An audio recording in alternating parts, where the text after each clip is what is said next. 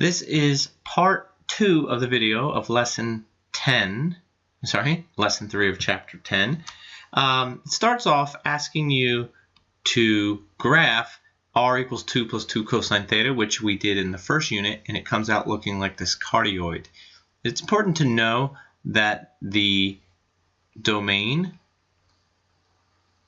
is 0 to 2 pi. Also be able to graph this in your calculator, changing the mode to polar. And if you were to graph this from 0 to pi only, you would only get half of the cardioid. And that would be an indication to you if you needed to know what the domain was for a full revolution and graphed it only to pi, you would come to learn, oh, that's only half. Then you would try 2 pi to see that it completes the object. So what we're going to do here now, we desire to find dy dx, the concept that doesn't change. Dy dx, no matter if we're in parametric, Cartesian, polar, it always is the slope of the tangent to the curve at any point. So it could be the slope of this tangent, if that were actually tangent, slope of this tangent, slope of this tangent. So dy dx always represents the slope of the tangent to the curve. So how do we find this? Well, you probably are thinking dy d theta over dx d theta, very similar to the parametric. Here, however, we don't know what y is. Well, we actually do. Y, so the derivative of y, and y is r sine of theta with respect to theta. And the x is the derivative of r, cosine of theta with respect to theta. And that's great, but r is actually the function that is given. So this becomes the derivative of r, which is 2 plus 2 cosine theta, times sine theta with respect to theta, over the derivative of 2 plus 2 cosine theta times the cosine of theta with respect to theta. This requires us to use the product rule. So I'm going to draw an arrow over here so we can continue. We have the first term times the derivative of the second plus the second term times the derivative of the first, which is negative 2 sine theta. In the denominator, first term times the derivative of the second, negative sine theta, plus second term times the derivative of the first. And that's it. That is the derivative of y with respect to x in terms of theta. We can leave it like that. So if the question asked us to find dy dx at, let's say, theta equals pi over 4, let's make that pi over 2 so it's not so ugly. Then I would plug theta is pi over 2 in for this, and you get something along the lines of negative 2 over negative 2. Try it out, verify that, and it comes out to be 1.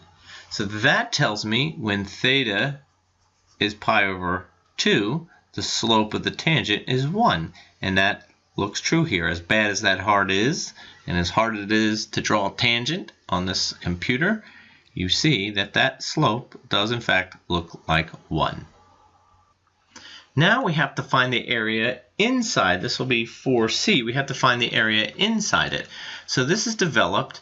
The area of a sector of a circle, here's a circle, here's a circle, here's theta, here's r, and you have to find the area of the sector.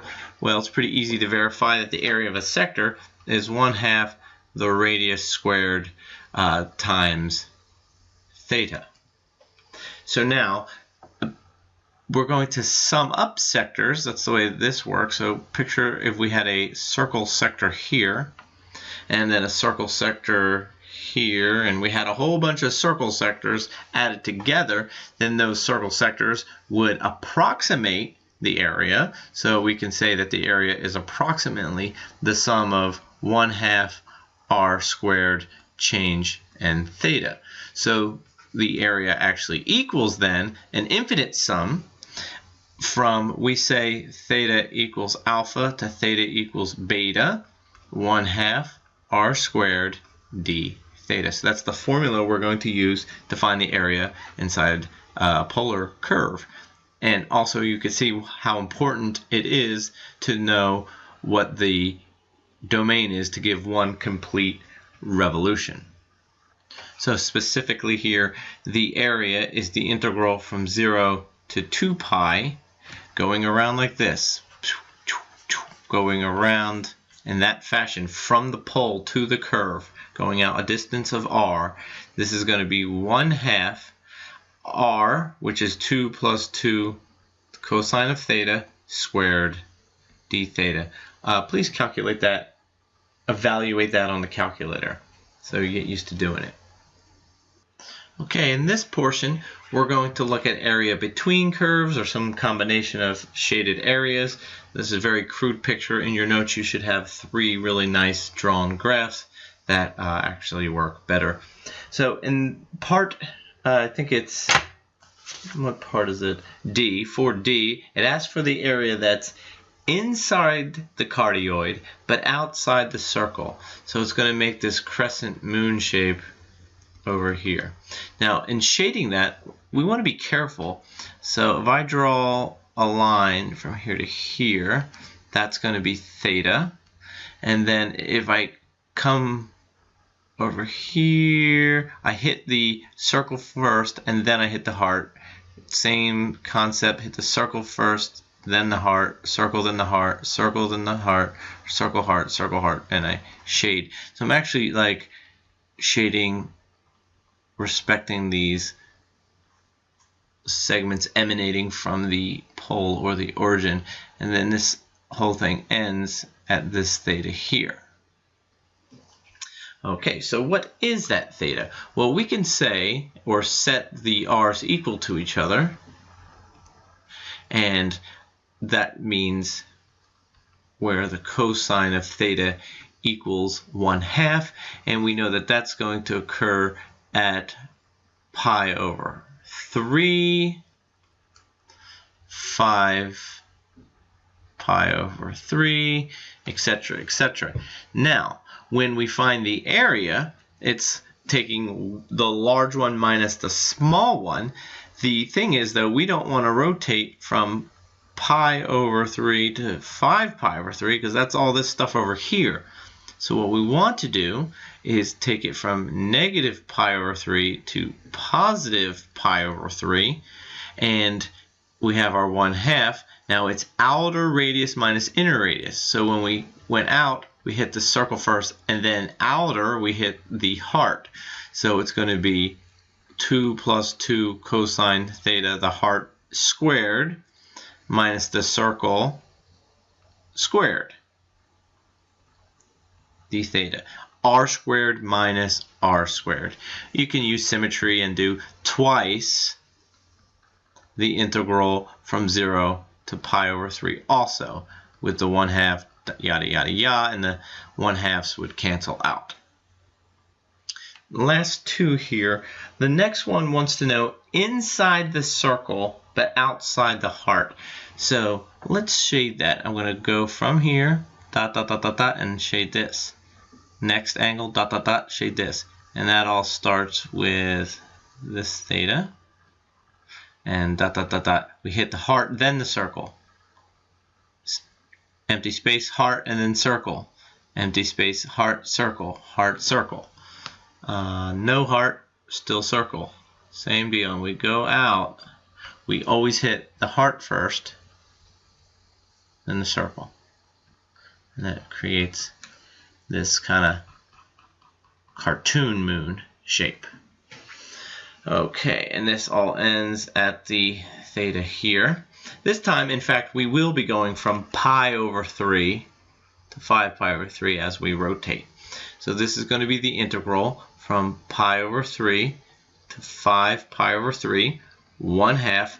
The outer radius, in this case the outer radius is 3 squared, minus the inner radius, 2 plus 2 cosine theta, the cardioid, squared d theta. Excellent. All right, last one. Now, in the last one, there are a variety of ways to do this, but I want to show you a way, kind of raw constructing it, that helps you visualize these angles and why it's important to shade in a certain way. This one wants us to find the area inside both, so only the overlapping portion. So that's going to go like this. So we're going to start from the origin. Oopsie. We're going to start from the origin, and we're going to go out to the circle only. No heart, just circle. And go out to the circle. Circle, circle, circle, circle, circle, circle. And then at some point, we stop hitting circle, and then we switch over to solely heart. So it goes heart now. Heart, heart, heart, heart, heart. And it comes in and it's real slow and it hits these hearts. And then finally, we switch back over to the pink color, a little darker, and it starts hitting the circle again. Okay, so you see, we have this theta still, which separates the pink from the blue. In order to find this region, we're going to write it as two separate integrals. So we have the pink, and the pink is going to go from negative pi over 3 to pi over 3, 1/2, and it's only the circle, 3 squared d theta. There are a variety of ways. I mean, you can figure out that sector of the circle with a formula in the beginning, but we're looking at bounds of integration, etc. Now I want to say plus, because now we're going to do the blue. Now blue, the bounds are different, because it's going to go from pi over 3 to 5 pi over 3 to accommodate all the blue, and that respective radius and that respective radius alone is 2 plus 2 cosine theta quantity squared. So the sum of these would give the region of the pink and blue together. There are a variety of ways to do this again. You could find part A, which gave us the area of the whole heart, and then in part, I don't remember, D, perhaps E something, we found this portion, and if we subtract part A from part D, then we would get the same blue-pink region inside there. I want to wrap this up with a discussion of length. Now, length, when we had a function y equals f of x, just to do this briefly, the length was equal to the integral from x equals a to x equals b, the square root of 1 plus dy dx quantity squared dx. Then, when we went to parametric, where x was a function of t and y was a function of t, then our length became the integral from t equals a to t equals b, the square root of dx dt squared plus dy dt squared dt. So now we get to polar, where x is equal to r cosine theta and y is equal to r sine theta. So you would naturally see here that the length is equal to the integral from theta equals alpha to theta equals beta, the square root of dx with respect to theta, quantity squared, plus dy d theta, dx d theta squared, dy d theta squared d theta, yes, with respect to theta. Now that might look simple, but it's terribly complicated. X is equal to r cosine theta.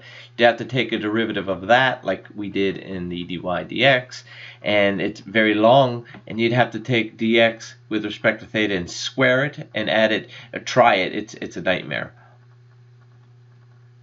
But if you prevail and keep working at it, you will see, now it takes a lot of work to do this, so I would just commit this next formula to memory.